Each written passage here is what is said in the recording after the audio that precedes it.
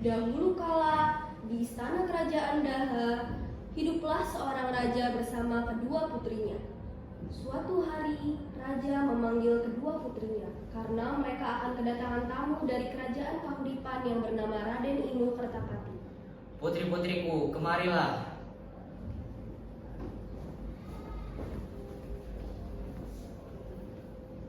Ada apa, Ayahanda? Apakah Ayahanda memanggilku juga? Iya putriku, ada pemberitahuan yang sangat penting. Raden Inu Kertapati dari kerajaan Kahuripan akan mendatang esok lusa. Lalu apa hubungannya dengan kami, Ayahanda? Ayah telah membuat janji dengan ayah dari Raden Inu Kertapati bahwa ayah akan menikahkan salah satu di antara putri ayah dengan Raden Inu Kertapati. Siapa di antara kami yang akan menikahkan dengan Raden Inu, Ayah? Ayah telah memutuskan bahwa Chandra Kirana lah yang akan menikah dengan Raden Inu Kertapati dan keputusan ini tidak bisa diganggu-gugat. Maaf, Ayah, kami izin di belakang misi. Terima kasih banyak, Ayahanda. Kirana senang sekali. Sama-sama anakku, mari kita persiapkan semuanya. Sementara Dewi Galuh merasa iri dengan Kirana yang bernasib baik dan mujur akan menikah dengan Inu Kertapati.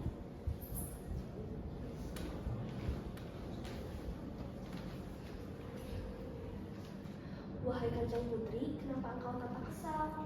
Kenapa? Kenapa selalu Chandra Kirana yang untung? Wahai Dayang, tahu nggak caranya untuk menyingkirkan Chandra Kirana? Kudengar di luar kerajaan ada dukun yang bisa apa saja. Bagaimana jika Kanjeng Putri pergi? Baiklah. Ia pun mendatangi sebuah bukit milik baru. Permisi, apa ada nama jalan? Apa yang kau butuhkan, gadis-gadis? Aku membutuhkan bantuanmu, tolong bantu aku. Kamu ingin aku melakukan apa? Aku ingin kamu menyihir Chandra Kirana menjadi sesuatu yang menjijikan. Yang jelas, aku ingin Kirana menderita. Baiklah, aku akan menyihir Chandra Kirana sehingga dia tidak dapat bertunangan dan menikah dengan Raden Inu. Terima kasih atas bantuanmu. Senang bekerjasama dengan dukun sepertimu. Ini uang sebagai imbalannya. Sekarang aku akan menyiapkan kutukan untuknya. Kutunggu kabar darimu, Mbak Dukun. Keesokan harinya, Chandra Kirana pergi ke pasar membeli keperluan untuk menyambut kedatangan Raden Inu Kertapati. Sepulang dari pasar, Kirana melewati sebuah sungai. Di sungai tersebut, Kirana dihadang oleh seorang lelaki tua yang buruk rupa. Lelaki tua itu adalah Mbah Dukun yang diperintah oleh Galuh untuk menyihir Kirana.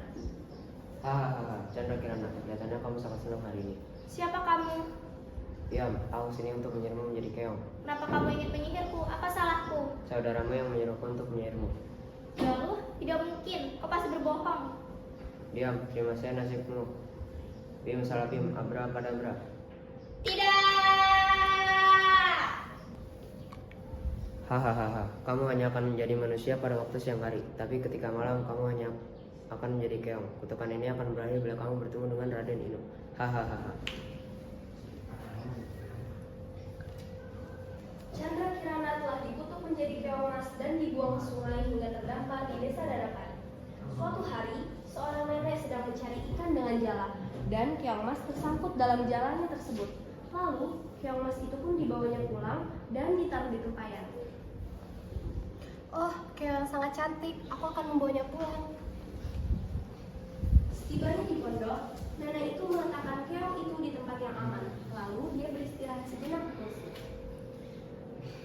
Sampai saat ini aku belum juga mendapatkan ikan. Aku harus mencari ikan lagi. Kalau aku tidak mendapatkan ikan, aku mau makan apa? Nenek itu kembali mencari ikan di sungai. Kemudian Kirana berubah ke wujud manusianya. Kenapa aku bisa ada di sini? Oh iya, tadi kan ada seorang nenek yang membawaku ke sini. Kasihan sekali nenek itu. Untuk makan saja dia harus mencari ikan terlebih dahulu. Aku akan memasak makanan untuknya. Hingga menjelang malam, nenek itu tidak mendapat ikan seekor pun. Kemudian, nenek tersebut memutuskan untuk pulang saja. Sampainya di rumah, ia sangat kaget karena di meja sudah tersedia masakan yang sangat enak-enak. Si nenek bertanya pada dirinya sendiri, siapa yang mengirim masakan ini? Begitu pula hari-hari berikutnya, si nenek mengalami kejadian serupa. Keesokan paginya, nenek ingin mengintip apa yang terjadi pada saat dia pergi mencari ikan. Nenek itu lalu berpura-pura pergi ke sungai untuk mencari ikan seperti biasanya, lalu pergi ke belakang rumah untuk mengintipnya. Setelah beberapa saat, si nenek sangat terkejut karena sana, keong yang ada di tempayan berubah wujud menjadi gadis cantik. Gadis tersebut lalu memasak dan menyiapkan masakan tersebut di meja. Karena merasa penasaran, nenek tersebut lalu memberanikan diri untuk menegur gadis dan cantik itu. Siapa kamu, wahai gadis cantik, dan dari mana asalmu? Aku adalah Chandra Kirana dari kerajaan Daha. Aku dikutuk oleh seorang dukun yang diutus oleh saudaraku karena merasa iri denganku. Kasihan sekali dirimu, nak. Nenek tidak tahu saudara macam apa saudaramu itu, hingga tega ingin mengutukmu. Tapi namanya manusia, kalau sudah cemburu, apapun akan dia lakukan. Ya sudah, nak, sementara kamu boleh tinggal di sini. Terima kasih, Nek. Sementara itu, Raden Inu Kertapati tak mau diam saja ketika tahu Chandra Kirana menghilang. Ia pun mencarinya dengan cara menyamar menjadi rakyat biasa bersama pengawalnya. Pengawal, kau ikut aku mencari Chandra Kirana. Siap, Tuan. Bardukun yang mengetahui hal tersebut kemudian menyamar menjadi kakek tua biasa untuk menemui Raden Inu Kertapati dan berniat mencelakainya. Raden Inu Kertapati kaget melihat seorang kakek tua yang mengetahui tujuannya. Ia menganggap kakek tua itu sakti. Raden Inu diberikan arah yang salah. Siapa kau? Tenang anak muda, aku akan menunjukkan arah desa dadapan. Di sana kamu akan bertemu dengan Chandra Kirana. Dari mana kau tahu tujuan perjalananku? Siapa kau sebenarnya? Kau tidak perlu tahu siapa aku. Ikuti saya petunjuk yang kuberikan. Baiklah, terima kasih atas pertolonganmu.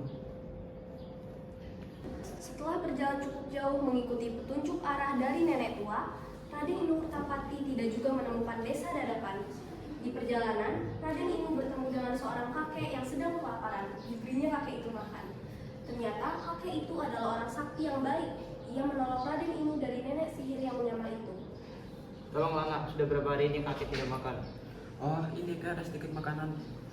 Terima kasih anak muda, janganlah kamu mengikuti petunjuk yang diberikan kakek tadi. Dia adalah seorang dukun dan dia memberikan arah yang salah padamu. Lalu, apa yang harus kulakukan, kak? Berjalanlah mengikuti aliran sungai ini. Di ujung sana kamu akan menemukan desa dadapan. Terima kasih, kak. Saya akan melanjutkan perjalanan ini. Berhati-hatilah di perjalananmu anak muda. Baiklah, kak. Setelah berjalan berhari-hari, sampailah Raden Inu di desa dadapan. Ia pun menghampiri sebuah gubuk yang dilihatnya untuk meminta seteguk air karena perbekalannya sudah habis. Di gubuk itu, ia sangat terkejut karena dia bertemu dengan Chandra Kirana. Akhirnya, sihir dari nenek sihir pun hilang karena penjumpaan itu. Di sana ada pondok. Mungkin aku bisa numpang istirahat di sana. Dan setidaknya aku bisa mendapat seteguk air. Aku merasa sangat lelah setelah perjalanan sejauh ini. Permisi. Iya, sebentar. Bukankah kau Chandra Kirana? Raden Inu, apa yang kau lakukan di sini? Ceritanya panjang, sudah berhari-hari aku mencarimu. Sekarang, ayo kita pulang. Ayahmu sudah menunggumu. Terima kasih karena sudah menyelamatkanku, Raden Inu. Dari dalam rumah, terdengar suara nenek memanggil Kirana. Kirana, siapa itu? Oh, Nenek, ini adalah Raden Inu yang pernah Kirana ceritakan waktu itu. Dia kesini untuk menjemput Kirana pulang, tapi Kirana tidak tega meninggalkan nenek sendirian. Tidak apa-apa, Kirana, pulanglah. Kamu pasti merindukan keluargamu. Begini saja, nenek ikut kami ke istana dan hidup bersama kami. Akhirnya, Raden Inu memboyong Chandra Kirana beserta nenek yang baik hati tersebut ke istana. Dan pada akhirnya mereka hidup bahagia selamanya. Sekian drama